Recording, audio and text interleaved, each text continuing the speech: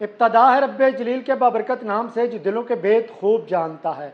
دیکھتی آنکھوں سنتے کانوں کو حسن زبانی کا سلام پہنچے۔ گزشتہ دنوں مسلم لیگ نون کے آئندہ کے سیاسی بیانیے کے حوالے سے میں نے ایک ویلاگ بنایا تھا۔ کچھ دوستوں نے اس پر تنقید کی اور یہ تاثر دیا گیا کہ شاید میرا جو جھکاؤ ہے نا وہ کسی سیاسی جماعت کی طرف ہے۔ میں آپ سب دوستوں کو وضاحت کر دینا چاہتا ہوں کہ میرا جو جھکاؤ ہے نا وہ پاکستان کی طرف ہے۔ جو بھی ملک کی بہتری، اس کی خوشحالی، عوام کی زندگیوں میں آسانیاں اور آسودگی لانے کی بات کرے گا، صرف مجھے ہی نہیں سب کو اس کی تحسین کرنی چاہیے اور میں اس کا ساتھ دوں گا۔ آج میں نئی وجود میں آنے والی جماعت استحکام پاکستان پارٹی کی بات کرنے لگا ہوں۔ اب بھی شاید میری اس سے وابستگی جوڑ دی جائے گی۔ خیر کوئی بات نہیں، ہوتا ہے اس طرح۔ میں کسی پر یہ پابندی نہیں لگاتا کہ وہ کسی سیاسی جماعت سے وابستگی نہ رکھے، البتہ اتنا جو ہے نا وہ میں ضرور کہوں گا کہ وابستگی ضرور ہونی چاہیے، دلائل کے ساتھ۔ سیاسی جماعت کا دفاع ہونا چاہیے، لیکن کسی کی اتنی اندھی تقلید نہیں کرنی چاہیے کہ آپ کسی سے بات کرتے ہوئے عزت و احترام بھول جائیں، الزامات کی بوچھاڑ کر دیں۔ یہ یاد رکھیں کہ ہم سب جو ہے نا وہ پاکستانی ہیں۔ ہمیں کسی سے اختلافات کرنا ہے تو احترام کے دائرے میں رہتے ہوئے کرنا ہے۔ میں نے اپنے گزشتہ ویلاگز میں یہ بات کی تھی کہ مسلم لیگ نون سیاست میں جو ہے نا وہ تلخی کا ماحول پیدا نہیں کرنا چاہتی۔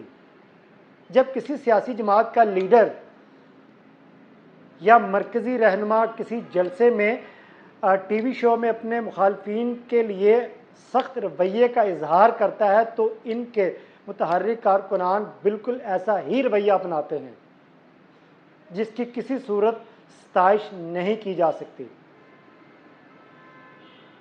مسلم لیگ نون مفاہمت کی بات کر رہی ہے، سیاسی لڑائی جھگڑوں کی بجائے ملک کو آگے لے جانے کی جو ہے نا وہ بات کی جا رہی ہے، تو ہمیں اس کی تعریف کرنی چاہیے جناب۔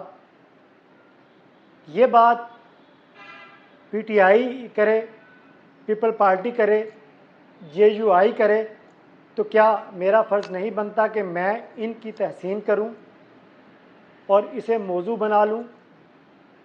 استحکام پاکستان پارٹی کے دو سے تین جلسے جو میں نے دیکھے ہیں، اس جماعت کی ویسے تو سیاسی طور پر پیدائش اب ہوئی ہے، آپ سب لوگ جانتے ہیں، لیکن اس میں نامور سیاسی لوگ ہیں جو جہانگیر ترین خان صاحب ہیں، ایک نام ہے مرکزی صدر جو ہے وہ عبدالعلیم خان، بھی کسی تعارف کے جو ہے نا وہ محتاج نہیں ہیں، وہ بھی دونوں شخصیات فلاحی کاموں میں بڑھ چڑھ کر حصہ لیتے ہیں اور لے بھی رہے ہیں، یہ آپ سب لوگ دیکھ بھی رہے ہیں، اور ان کی پہچان بھی جو ہے نا وہ یہی ہے۔ میں اگر استحکام پاکستان کے جلسوں کی بات کروں تو میں نے ان کے جلسوں کا جو جائزہ لیا ہے، یہ جماعت بھی سیاست میں تلخی کے موڈ میں بالکل نظر نہیں آتی، بالکل بھی نظر نہیں آتی۔ یہ بہت اچھی بات ہے۔ لوگوں سے بھی میری بات چیت ہوئی، انہوں نے بھی یہ کہا ہے کہ یہ واقعی جو ہے نا وہ تلخی کے موڈ میں نہیں ہے۔ ہم یہ کہہ سکتے ہیں کہ سیاسی جماعتیں اور ان کی قیادتیں اب فضا کو بھانپ چکی ہیں۔